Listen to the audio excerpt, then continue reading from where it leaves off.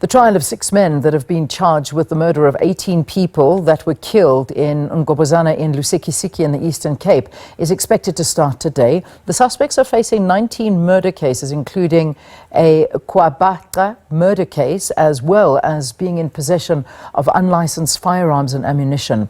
8 weeks have been set aside for the trial to proceed. Well, let's get the latest from SABC News reporter Zomzwanele Batela for the latest developments. Good morning to you. Perhaps give us an update. Greetings to you and to our viewers at home. Well, today we are expecting the suspects to plead on charges made against them. It's the 18 people in Ngobozana, and the 19th charge is that of a politician, Lusikisiki at Kwabaka. It is also linked to these suspects. They were also found in possession of illegal weapons and ammunition. We are also expecting witnesses to take the stand. And as you remember, the alleged mastermind in this case, who is the 46-year-old Lusikisiki Mass, wanted to conduct his own defense. The judge tried to advise or make him aware of the implications of conducting his own defense, as he is not a legal practitioner.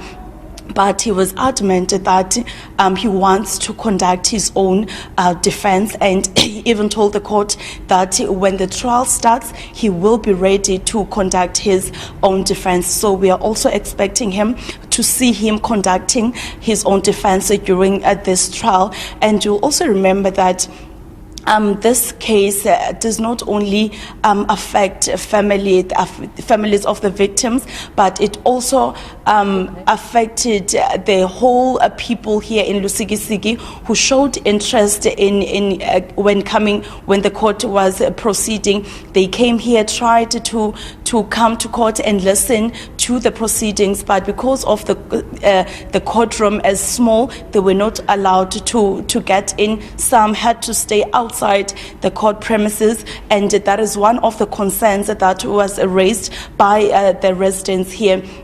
But as some of these suspects were parolees and were absconders, that left the families of the affected victims with many questions against the justice system, because they were questioning the process that is taken in ensuring that a person can get a parole. So they were saying that if they were only given a chance to go back outside and still commit these criminal activities, and that resulted in them losing their family members. But we do have the spokesperson of the affected victims, Mr. David King.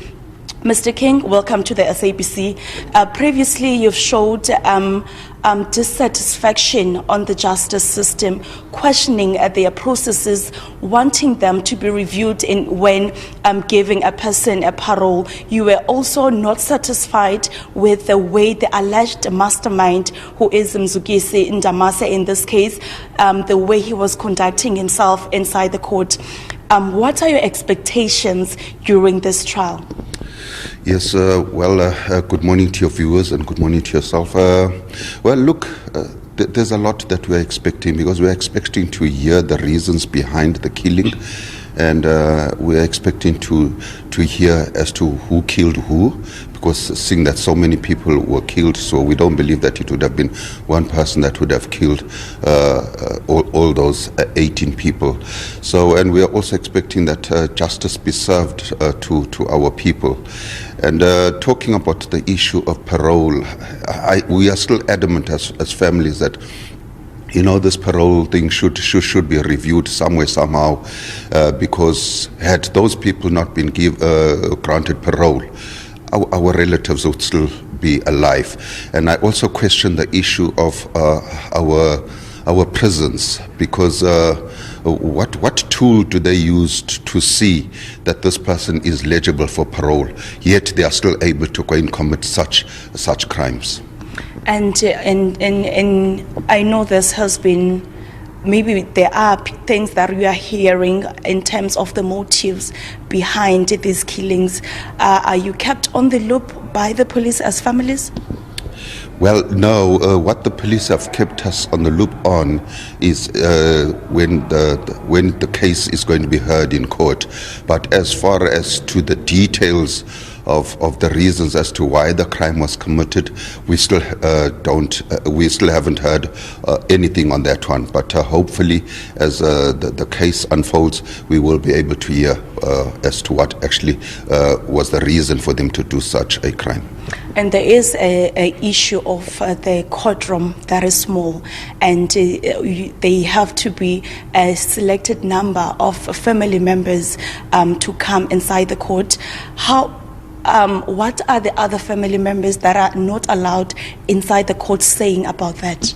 Well, you see, it's very disappointing that because initially we were informed that two courts would be used. One would be the main court where the proceedings are taking place, and the other court, there would be a screen there. But seemingly everything has changed, and honestly speaking, we haven't really received an update, but we have heard that that would be impossible for the two courts to be used. So they will be using one court, so which tells you that there's quite a number of people that will be left out in this case, because I think about one or two benches in the court is occupied by the police, and then the remaining benches would be offered to the families. And the families, you can understand that we have 18 family members that want to come and listen to the proceedings, and the benches that we have here are just not enough.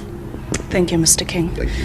That is the family spokesperson of the affected victims telling us about their dissatisfaction on the proceedings, especially when some of their family members are not allowed inside the court. He was also telling us about his expectations during these court proceedings, as he wants justice to be served. It's back to you in studio. All right, let's leave it there. And thanks so much to Nom Zwanele for reporting on that and covering that story today.